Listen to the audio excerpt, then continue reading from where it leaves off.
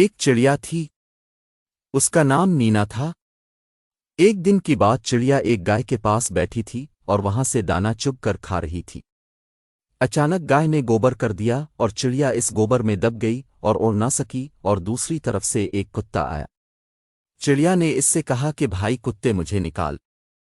कुत्ते ने कहा कि मैं अगर निकालूंगा तो मैं तुझे खा लूंगा। चिड़िया ने कहा हाँ, खा लेना। कुत्ते ने चिड़िया को गोबर से बाहर निकाला। अब चिड़िया ने कहा मुझे धो तो ले। कुत्ता चिड़िया को नल पर ले गया। वहां जाकर चिड़िया को धोकर उसे खाने लगा। चिड़िया ने कहा मुझे खुश्क तो होने दो, फिर खा लेना। कुत्ते ने चिड़िया को धूप में रख दिया। थोड़ी देर में चिड़िया के पर सूख गए और वो फिर से उड़ गई और कुत्ता मुंह देखता रह गया।